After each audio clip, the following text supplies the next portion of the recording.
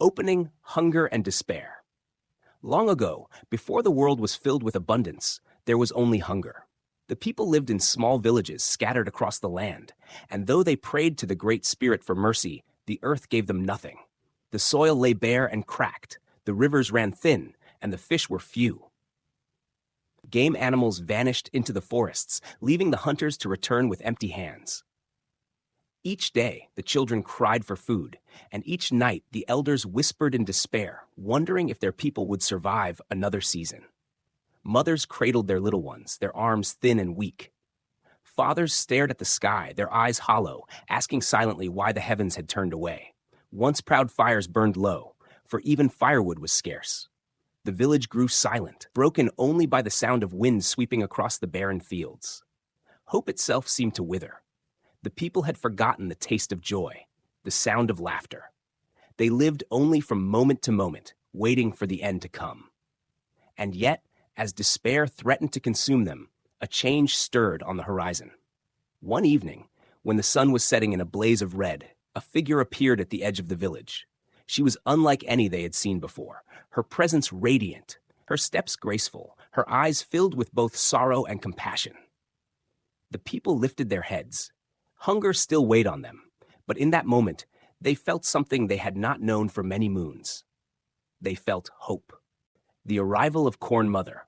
As the villagers gazed toward the horizon, they saw her clearly at last. She was a woman, yet not like any they had ever known. Her hair flowed long and dark as a river at twilight. Her clothing was simple, woven from fibers of the earth, yet it shimmered as if touched by the light of dawn. In her presence, the very air seemed to soften, and the people felt their hunger pause for the first time in many moons. She walked slowly into the village, her bare feet silent on the cracked earth. Wherever she stepped, it seemed as though the soil darkened, becoming richer, as if it remembered how to breathe again. The villagers watched in awe, whispering among themselves. Some thought she was a spirit, others a goddess, while a few feared she might be a trick sent by the Great Spirit to test them. The children, braver than the adults, ran forward first. They tugged at her hands, gazed into her eyes, and found no malice there, only tenderness. When she knelt and brushed the hair from a child's gaunt face, the boy's tears stopped, as though comfort itself flowed from her touch. An elder stepped forward, his voice trembling. "Who are you, and why have you come to us in our time of suffering?" The woman lifted her gaze, and the firelight flickered in her eyes. "I have wandered far," she said, her voice soft, yet carrying through the air. "I have seen your hunger. I have heard the cries of your children, the prayers of your elders, the silence of your fields. I cannot turn away." The villagers listened, hearts beating fast. None had spoken such words to them since the famine began. She continued, "I am called the Corn Mother. I bring with me the promise of life, but you must understand, life always comes with sacrifice." The people exchanged uneasy glances. Her words were both comforting and heavy with mystery. Could one woman truly end their hunger? And what sacrifice did she speak of? The Corn Mother only smiled gently, her presence both sorrowful and serene. "I have not come to take from you," she said. "I have come to give. But before you accept my gift, you must be ready to honor it, to cherish it, and to remember that food is never only food, it is sacred." In that moment, though no grain yet filled their bellies, the people felt the first stirrings of hope, like seeds beginning to awaken beneath the soil. And as night deepened, the Corn Mother remained among them, a quiet, glowing presence in a village that had long been dark. The Promise. As the firelight danced across the villagers' faces, the Corn Mother rose and addressed them with a calm yet powerful voice. Her eyes shone like twin moons, reflecting both sorrow and unwavering determination. "My children," she began, "I have seen your suffering. I have watched your bellies grow empty, your hearts heavy with despair. I have heard your cries carried across the mountains, and I cannot stand by any longer. I bring you a gift of life, of sustenance, of hope." The villagers leaned closer, unsure whether to trust this mysterious woman. Mothers clutched their children, elders straightened their backs, and hunters shifted uneasily. "The earth itself is abundant," she continued. "It can provide you with food beyond your needs. But such blessings do not appear without care, without devotion, and yes, without sacrifice. To give you life, I must give of myself." A murmur swept through the crowd. The elders exchanged worried glances, and the children tilted their heads, confused. "Give of yourself?" one whispered. "Yes," the Corn Mother said softly. "My body, my spirit, my essence. All must be offered so that the earth may awaken and produce what you so desperately need. From me will grow the corn, the beans, and the squash. From me will flow the sustenance that nourishes your bodies and your spirits." The villagers gasped. How could one woman feed so many? Some took a step back, fear in their eyes. Yet in her presence, there was no threat, only an overwhelming sense of love and determination. She knelt among them, placing her hands gently on the dry earth. "Do not fear," she whispered. "I will not abandon you. When you eat, you will remember me. My life will continue through every seed you plant, every harvest you gather, and every meal you share. I give this gift freely, but it must be honored. Waste not, and cherish it always." A hush fell over the village. The children, sensing the depth of her words, pressed close to her, their small hands resting in hers. The elders bowed their heads, tears falling silently.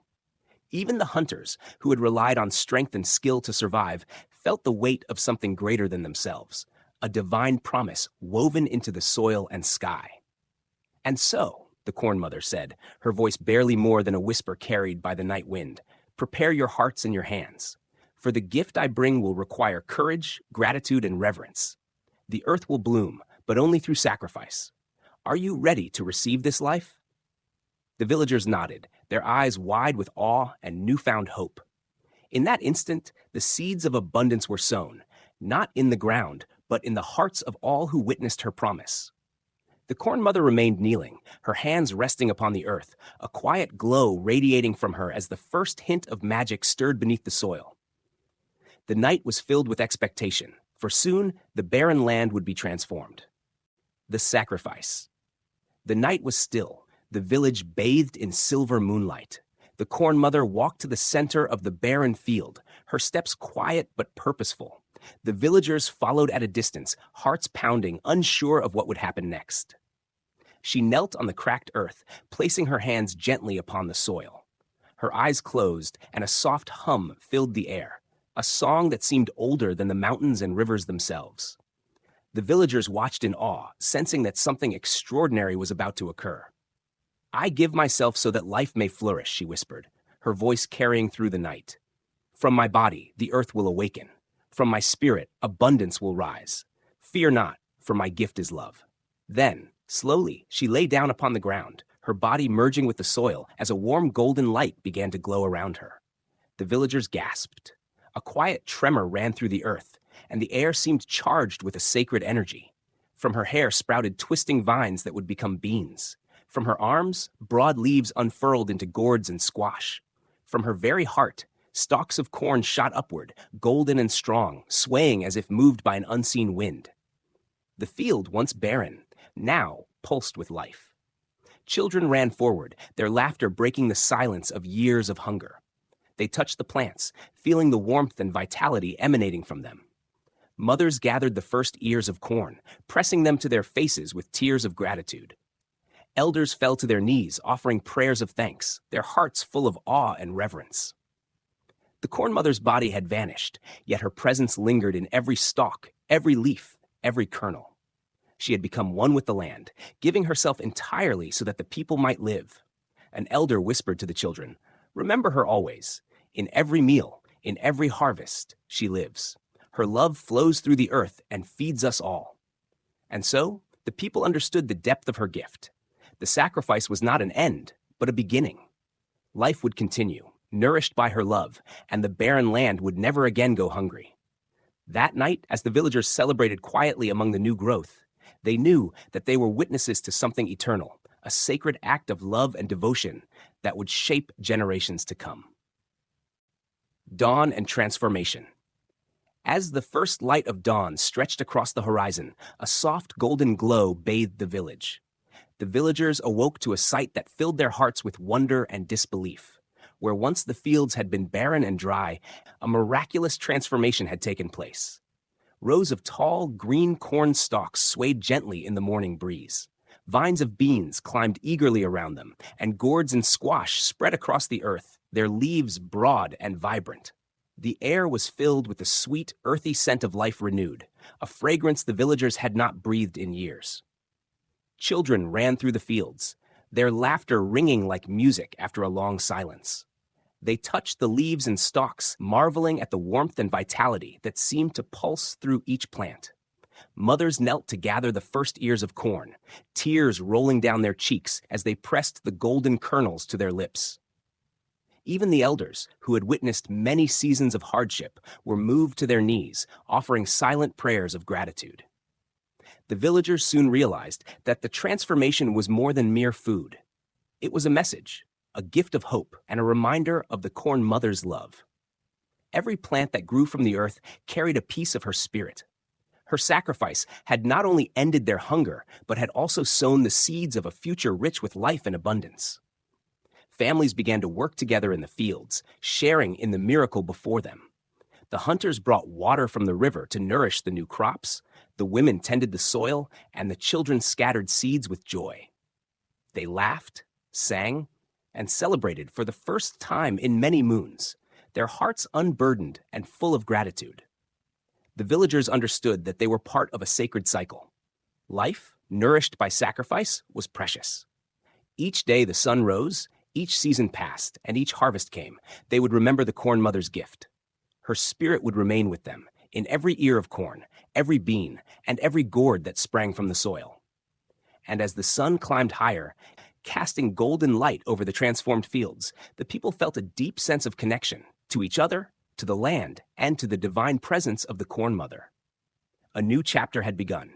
Hunger had ended, and with it despair was replaced by hope, joy, and the promise of life renewed. The dawn was not just a beginning of a day, it was the dawn of a future, one shaped by love, sacrifice, and the sacred gift of the corn mother. First meal of the people. The sun had fully risen, casting a warm, golden light across the transformed fields. The villagers gathered together, baskets in hand, ready to taste the fruits of the corn mother's sacrifice. For the first time in many seasons, they would eat not out of desperation, but from abundance and gratitude. Families arranged small fires in the center of the village. Corn was roasted, beans were boiled, and squash was baked over the flames. The air was filled with a rich, earthy aroma, mingling with the morning breeze. Children's laughter echoed as they ran among the fields, carrying freshly picked vegetables to the tables. Mothers and fathers handed portions to the elders and the youngest children first, teaching them the sacred lesson of sharing and respect. No one went hungry. Every hand received food, and every heart felt the warmth of community. The villagers ate slowly, savoring each bite. It was not just the taste of corn, beans, and squash that brought them joy, but the understanding of the love and sacrifice that had made this meal possible. They remembered the corn mother's promise, and with each mouthful, they honored her gift. As they ate, songs arose spontaneously from the people. Simple melodies passed down through generations were sung, each note carrying gratitude and reverence. The elders told stories aloud, recounting the journey of the corn mother and the miracle of the harvest. Children listened wide-eyed, learning that every meal was more than sustenance. It was a connection to the divine, to the earth, and to one another. The meal became a celebration of life itself. Families laughed, shared stories, and exchanged portions of food, ensuring that abundance was experienced collectively. The village, once marked by hunger and despair, now thrummed with energy, joy, and hope. Even in quiet moments, the people paused to feel the sacredness of the meal. They touched the corn, rubbed it between their fingers, and whispered thanks. Every bean, every leaf of squash, was a reminder that life is precious, that sacrifice bears fruit, and that abundance must always be met with gratitude. By the time the fires had dwindled to glowing embers, the villagers knew that this meal was only the beginning. The corn mother's gift would sustain them for generations, teaching them the importance of sharing, caring, and honoring the cycles of life. From that day forward, every feast, every harvest, and every simple meal carried the memory of the corn mother, ensuring that her spirit and her lessons would live on forever in their hearts and homes. The Three Sisters. As the villagers marveled at the miraculous harvest, the corn mother's gift became clearer. The three plants, Corn, beans, and squash were not merely food, they were a living lesson in balance and cooperation. Together, they were known as the Three Sisters, each one supporting the others, thriving in harmony, teaching the people the sacred truth of life. The corn grew tall and strong, standing as a pillar in the fields, offering support and direction. The beans, delicate but tenacious, climbed the corn stalks, their tendrils twisting around the sturdy stems, drawing nourishment from the earth and strengthening the soil with their roots.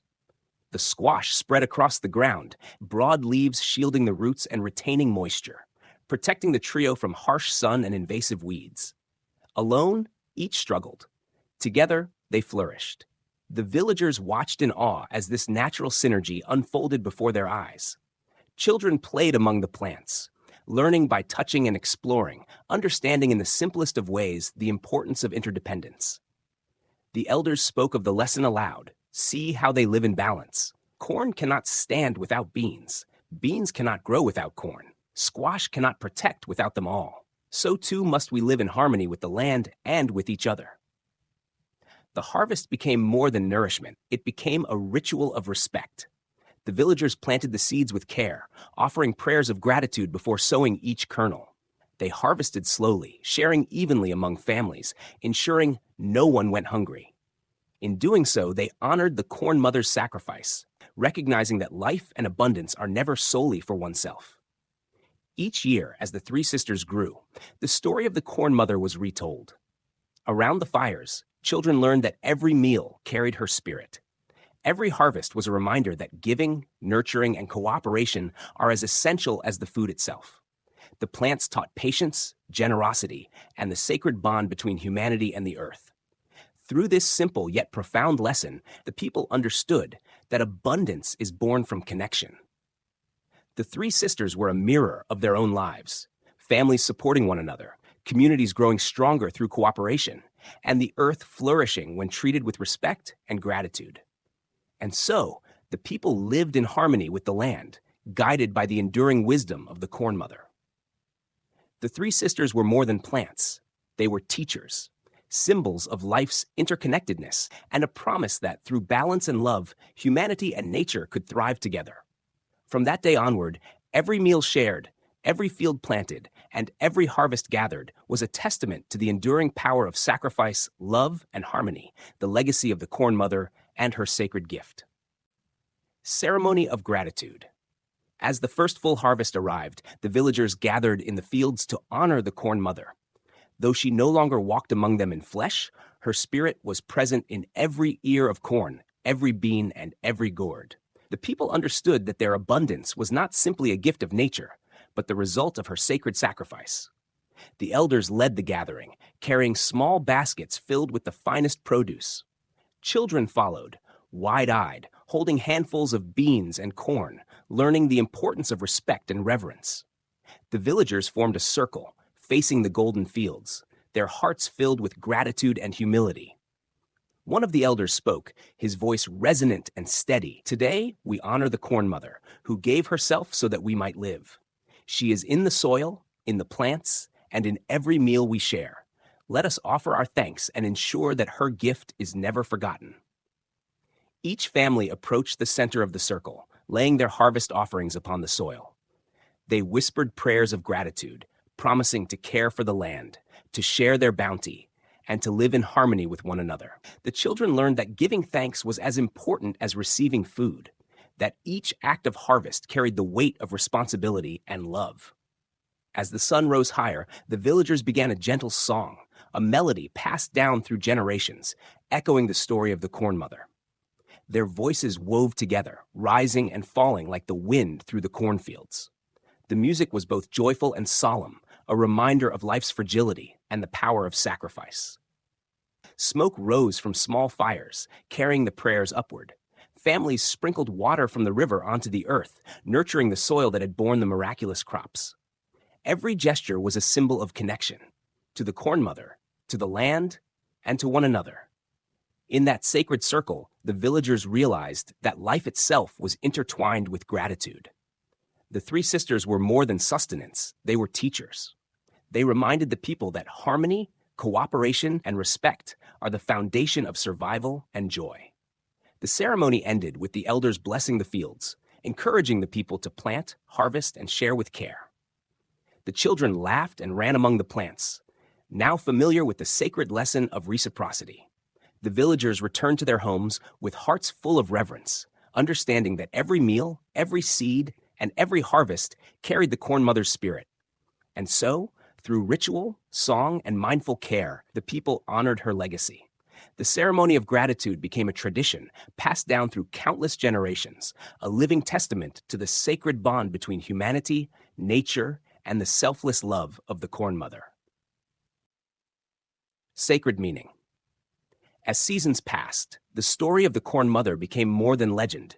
It became the foundation of the people's way of life. They came to understand that her gift was not only nourishment for the body, but a teaching for the soul.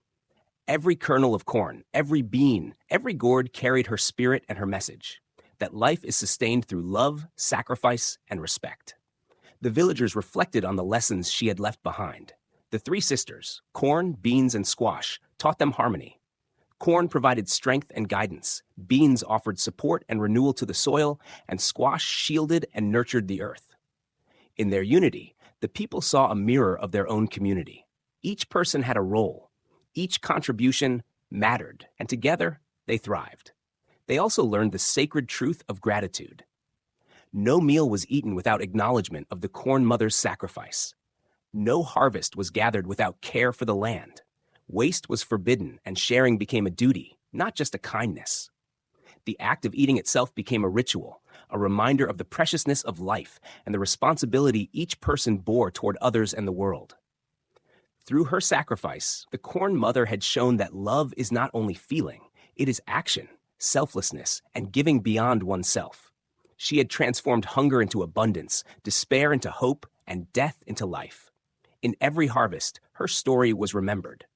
In every planting season, her presence guided the hands of those who sowed the seeds. Even generations later, when the villagers' descendants walked the fields, they felt her watching over them. The wind through the corn whispered her voice. The sun warming the soil carried her touch. Children playing among the plants could sense her joy. And the people understood that she was never truly gone. Her essence lived on in every act of care, every shared meal, and every harvest. The Corn Mother's gift was eternal, teaching that abundance is born not from taking, but from giving, not from greed, but from balance, not from self-interest, but from love. Her sacrifice became the seed of a culture that honored life, respected nature, and cherished the bonds between people and the earth. And so, the story endured, carried in song, in ritual, in hearts that remembered the eternal lesson, that every meal is sacred, every seed a promise, and every act of giving a reflection of the Corn Mother's boundless love. Through her, humanity learned that the true gift of life is not simply to survive, but to thrive in harmony with all that surrounds us. Tashak, closing eternal presence. As the sun set over the endless fields of golden corn, the villagers gathered one last time to honor the Corn Mother. Though she no longer walked among them in the flesh, her presence was felt in every rustling leaf, every swaying stalk, and every kernel of corn that had sprung from the soil. Elders spoke quietly to the children, passing down the story of her sacrifice. "Remember her," they said, "for it is through her gift that we live. She gave herself so that we might thrive. Every harvest, every meal, every seed is a reminder that life is sacred." The villagers understood that the Corn Mother's spirit was eternal. It lived not just in the crops, but in the hearts of all who respected the land, shared with one another, and cherished the gift of life. Her love, once given freely, had woven itself into the fabric of their existence, shaping generations to come. Families returned to their homes with a new sense of purpose. They planted the seeds she had provided with care, harvested them with reverence, and shared their bounty with all who needed it. The act of tending the land became a sacred duty, a way to honor the memory of the Corn Mother, and a recognition that abundance is not merely taken, it is nurtured. Even as time passed and the original villagers grew old, their children and grandchildren continued the rituals. They sang the songs, danced in the harvest festivals, and whispered prayers of thanks. And every year, as the cornfields swayed under the sun, they felt her presence once more. gentle, radiant, and eternal. The Corn Mother had taught them a truth that extended beyond hunger and sustenance. She had shown that life is sustained through love, sacrifice, and gratitude. That true abundance comes not from selfishness, but from harmony, cooperation, and respect for the earth and each other. That even the smallest acts of care and giving can echo through generations.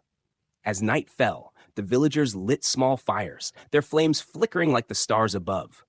They spoke softly of the Corn Mother, telling stories of her generosity and wisdom. In those quiet moments, they felt her smiling down upon them, her spirit flowing through the soil, the plants, and the hearts of all who honored her gift. And so, the story of the Corn Mother endured, not merely as a tale of the past, but as a living presence, eternal and guiding. She had given them life, and in return, they had given her remembrance, respect, and love. Her sacrifice became immortal, a beacon of hope, a symbol of the sacred bond between humanity, nature, and the divine. In every golden field, in every shared meal, in every seed sown with care, the Corn Mother lived on. Her presence was eternal, a gentle reminder that love and sacrifice shape the world in ways that last far beyond a single lifetime.